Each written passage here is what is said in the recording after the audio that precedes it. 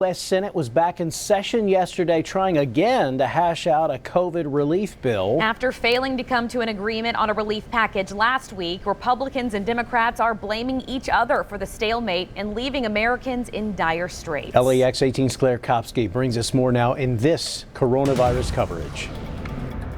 It's been weeks of talk and still no action. And that storyline continued in the Senate yesterday. Republicans wanted to reach an agreement everywhere we could and then continue to fight over the contested questions later. Democrats said no because they know their unrelated wish list items would have no prayer of standing on their own merit.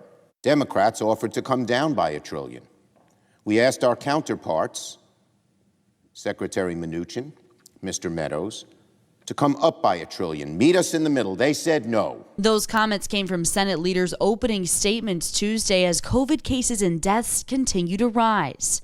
And more people are out of work, worrying about the mortgage or the rent. While they can't agree on much, McConnell and Schumer both agree Americans are struggling. Families are suffering. Americans are dying. This is not a Washington game. It's a national crisis. It would serve the nation better if the Democratic leaders would act like it's a crisis.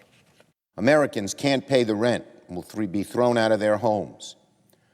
Millions are out of work, and many more worry that they will be out of work in the month or two to come. This is a huge crisis. A crisis that the Hill claims is stuck on several key issues, including debates about the amount of aid to send to state and local governments. Republicans and Democrats are calling for vastly different figures for this piece, which is something that McConnell says is holding up delivering, quote, assistance directly to the people who need it. In Lexington, Claire Kopsky, LEX 18 News.